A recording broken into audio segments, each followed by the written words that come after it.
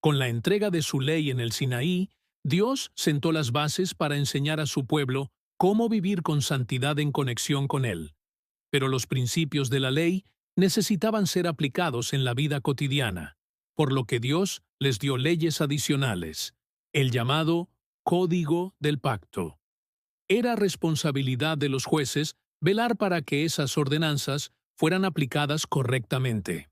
La mente de la gente, cegada y envilecida por la servidumbre y el paganismo, no estaba preparada para apreciar plenamente los abarcadores principios de los 10 preceptos de Dios. Para que las obligaciones del Decálogo pudieran ser mejor comprendidas y ejecutadas, se añadieron otros preceptos que ilustraban y aplicaban los principios de los 10 mandamientos. Estas leyes se llamaron derechos, porque fueron trazadas con infinita sabiduría y equidad, y porque los magistrados habían de juzgar según ellas. A diferencia de los 10 mandamientos, estos derechos fueron entregados en privado a Moisés, quien debía comunicarlos al pueblo. Patriarcas y Profetas, página 319. Leamos Éxodo 21, 1 al 32. Estas son las leyes que les propondrás. 2. Si comprares siervo hebreo, 6 años servirá, mas al séptimo saldrá libre, de balde. 3. Si entró solo, solo saldrá. Si tenía mujer, saldrá él y su mujer con él. 4. Si su amo le hubiere dado mujer, y ella le diere hijos o hijas, la mujer y sus hijos serán de su amo, y él saldrá solo. 22. Si algunos riñeren e hirieren a mujer embarazada, y ésta abortare, pero sin haber muerte, serán penados conforme a lo que les impusiere el marido de la mujer, y juzgaren los jueces. 23. Mas si hubiere muerte, entonces pagarás vida por vida. 24. Ojo por ojo, diente por diente, mano por mano, pie por pie. ¿Qué normas específicas promulgó Dios en relación con los esclavos hebreos, el homicidio y las lesiones corporales? Después de dar los 10 mandamientos en el Sinaí, Dios entrega a Moisés regulaciones prácticas conocidas como el Código del Pacto. Estas leyes no eran simples normas civiles, sino principios que mostraban cómo aplicar la justicia divina en las relaciones humanas. 1. La regulación de la esclavitud hebrea. Éxodo 21, 1 al 11. En el contexto de la antigüedad, la esclavitud era común. Sin embargo, en Israel se estableció un sistema limitado y humanitario. Un hebreo que se vendía como siervo solo servía 6 años, y en el séptimo quedaba libre. Esto mostraba que el pueblo de Dios debía vivir bajo el principio de la liberación.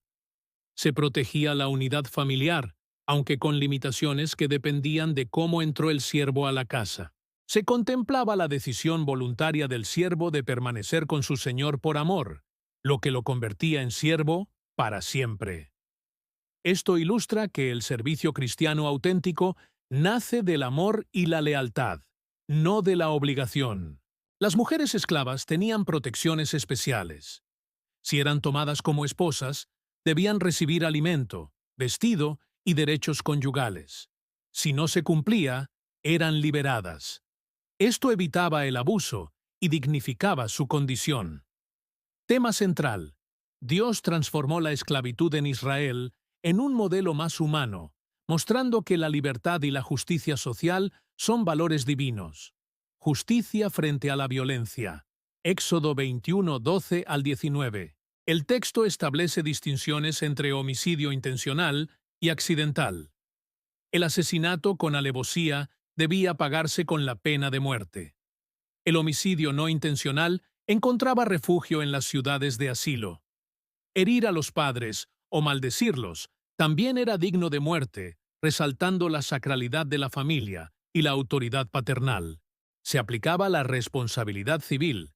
Si alguien hería a otro y lo incapacitaba, debía pagar los gastos médicos y el tiempo perdido. Tema central. La vida humana tiene un valor sagrado y el sistema legal de Dios equilibraba justicia y misericordia. Trato justo a los siervos. Éxodo 21, 20 al 21. Aunque el siervo era considerado propiedad, Dios estableció límites. Si un amo lo mataba directamente, debía ser castigado. Esto era un avance significativo frente a otras culturas, donde el esclavo no tenía derechos. Tema central. Dios limitó el abuso del poder y mostró que incluso el más vulnerable debía ser protegido. Protección a la mujer embarazada y el principio de la retribución. Éxodo 21, 22 al 24. Se presenta un caso particular. Si una mujer embarazada sufría un daño por pleito ajeno, se debía compensar de acuerdo con lo que dictara la justicia.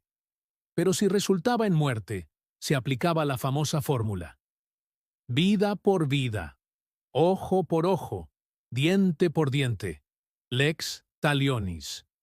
Este principio no promovía venganza, sino equilibrio en la justicia. La pena debía ser proporcional al daño. Más tarde, Jesús en el Sermón del Monte, Mateo 5:38 al 39, reinterpretó este principio, enseñando a sus discípulos a superar la represalia con el amor. Tema central. La justicia de Dios es proporcional, protectora y equilibrada. Pero en Cristo se eleva a un estándar mayor: la gracia y el perdón. Concluimos diciendo que Éxodo 21, 1 al 24 nos revela que las leyes de Dios buscaban limitar la injusticia en un mundo donde la violencia y la esclavitud eran comunes. Proteger a los más débiles, esclavos, mujeres y víctimas de violencia. Establecer un sistema de justicia proporcional, que más tarde Jesús llevó a su plenitud en el Evangelio. En este código vemos cómo Dios va modelando a su pueblo hacia una sociedad más justa, donde la dignidad humana es preservada y la justicia se combina con la misericordia. El Código del Pacto se encuentra registrado en varios capítulos.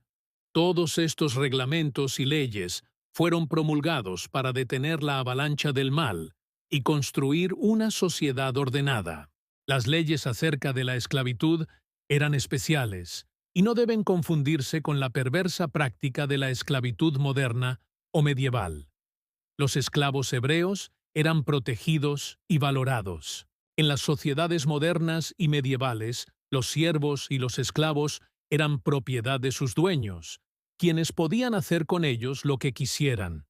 A diferencia de ello, las leyes bíblicas regulaban la servidumbre de manera diferente, pues ella estaba limitada a 6 años. En el 7º año, los esclavos debían ser liberados, a menos que quisieran permanecer al servicio de sus amos. Estos también debían permitir que sus siervos descansaran los sábados, Éxodo 20, 9 y 10, y satisfacer sus necesidades básicas. Aunque la perversa práctica de la esclavitud institucionalizada ha sido abolida en la mayor parte del mundo, ¿de qué manera siguen existiendo algunos de sus rasgos distintivos?